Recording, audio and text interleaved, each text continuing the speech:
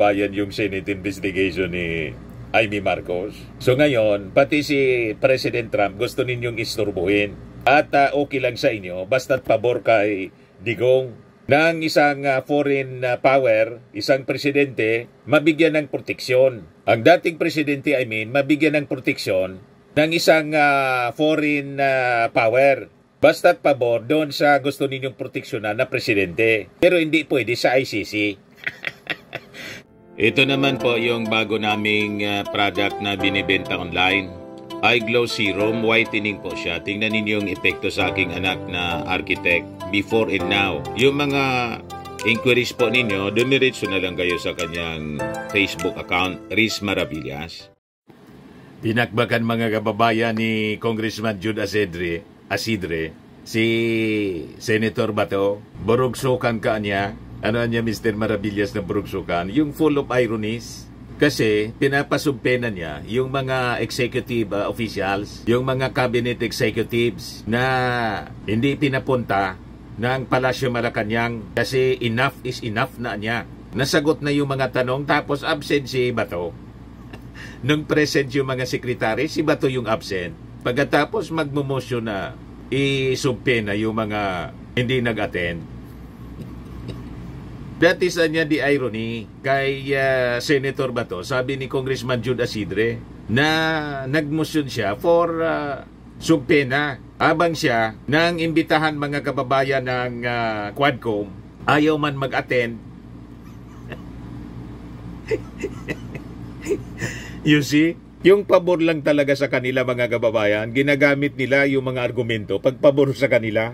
Yan sabi, House Leader calls out irony as Bato poses for cabinet execs subpena after skipping drug war probe. So sabi dito sa balita ng Philstar, while De La Rosa cited inter-parliamentary courtesy to skip the House Quad Committee's inquiry into extrajudicial killings in the drug war, he is now posing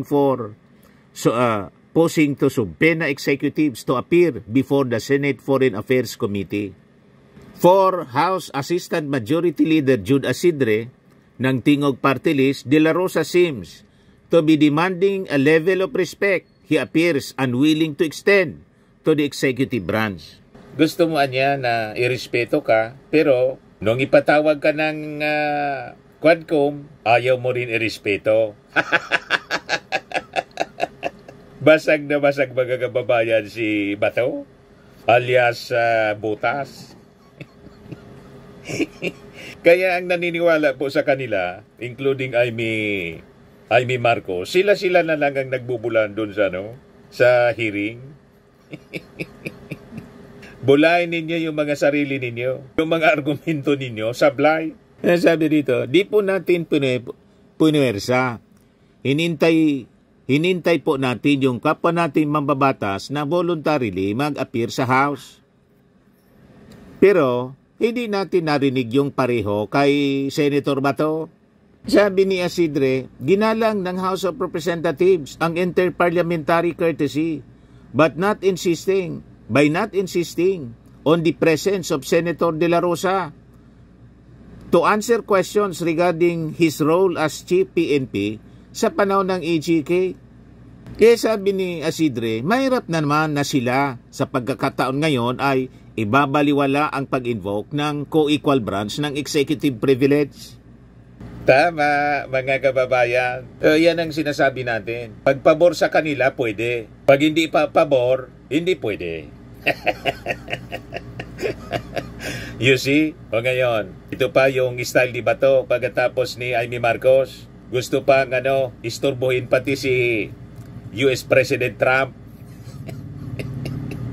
Ano niya yan, Mr. Maravillas? Ayan gustong ipasanksyon ni Bato kay President Trump yung ginamit na eroplano para i-transport si Digong pa The Hague. Ayan si Bato. Siguro naman, it is a moral obligation of this committee also to share our findings of this committee to President Donald Trump para kung sino mang may-ari itong Gulfstream na ito, na eroplano, ay kung may mga ari-arian ito sa Amerika, i-covered siya sa executive order na pinirma ni President Trump. So kung sino mang may-ari ng eroplano na yan, mananagot siya kay President Trump. Gustong istorbohin mga kababayan, pati yung presidente ng Amerika. Ganon din si Amy Marcos. Yan po, sabi dito sa balita ng ABS-CBN, Amy Marcos asked if Duterte a protected person under Trump's order versus ICC. Sabi ni Amy Marcos, ito naman yung tungkol sa executive order ng US noong March 28. Ang sinabi ng gobyerno, ICC has no jurisdiction. Itong taon na ito, this is just the latest series of statement na ang ICC walang jurisdiction dito sa ating bansa. Gusto kong sanang tanungin ulit sa ating executive kung ang ating Pangulong Duterte ay nasa ilalim ng protected person under the executive order issued by the US President Trump, which imposed sanctions on the International Criminal Court. Under Section 8D2 of the executive order, any foreign person who's a citizen or ally of the US that has not consented to ICC jurisdiction o parang Pilipinas over that person or state party is a protected person sa ilalim nung kay Presidente Trump, sabi po ni Amy Marcos. So ang Pilipinas hindi na state party at yung executive sinasabi na hindi talaga ICC ang may jurisdiction sa atin.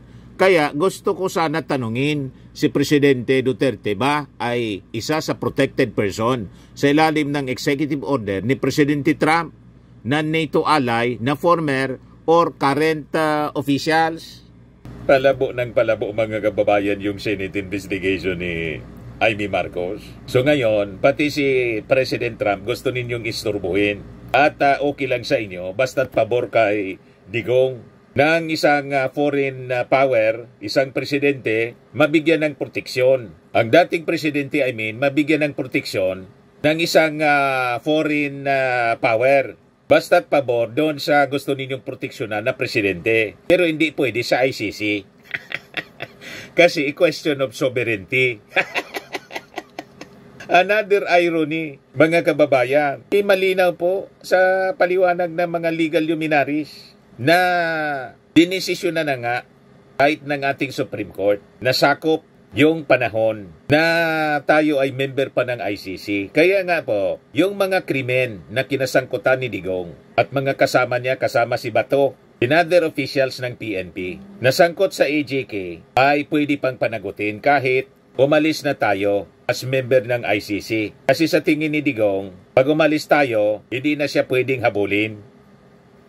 Doon siya nagkamali, mga kababayan. Pwede pa palang habulin. Ngayon, ang punto ni Bato at saka ni Amy Marcos is a question of sovereignty. Pagpabor kay Digong, question of sovereignty. Walang problema sa kanila ang question of sovereignty. Pero pag hindi pabor, tulad ng nakulong si Digong sa ICC, problema ang question of sovereignty and the power ng isang foreign authority.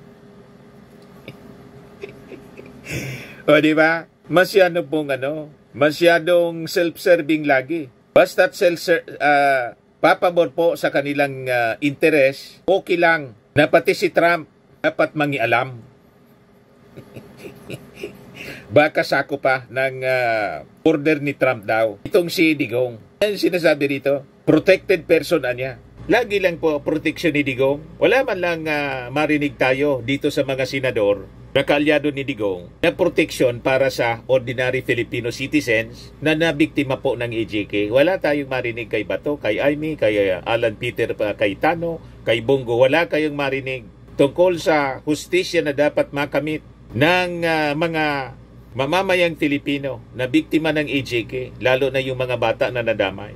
Ganon sila ganon kaitim, mga kababayan, ang kanilang pag-iisip. Yan ang sabi ni Amy Marcos dito. So gusto ko malaman kung si PRD nga ay protected person sa ilalim ng executive order. Sino ang magko-cover sa asset freeze under Section 1 ng executive order ni Presidente Trump? Pwede bang parusahan ang mga sumapi sa pag-aresto katulad ni General Torre? Anong mangyayari kina Garma at kina Leonardo? Kasi ang pagkakaalam natin, Yung iba sa kanila ay yung pamilya nila ay nasa Amerika na. Sakop ba sila ng executive order ni Presidente Trump? So yan ang mga katanungan natin kasi lumalawak itong pagsisiyasat natin. Umabot na sa US kung saan alam natin nagtatago sila. Nagkatapos doon sa issue yung kaso ni Pacquiao na may kaso sa US, pati dito sa Pilipinas, tahimik kayo. Kaya talaga itong mga senador na to, mga kababayan na reeleksyonista, hindi na to makakatikim ng boto mula sa ating matitinong mga mamamayang Filipino. Kasi hindi man sila senador ng Pilipinas, senador sila ni Digong. Lahat na lang bukang bibig nila proteksyon ni Digong, hindi proteksyon, human rights ni Digong. Never nila na-mention ang human rights na na-violate ng mga biktima ng AJK. Kasumpa-sumpa mga kababayan yung kanilang mga ginagawa. Tama pa?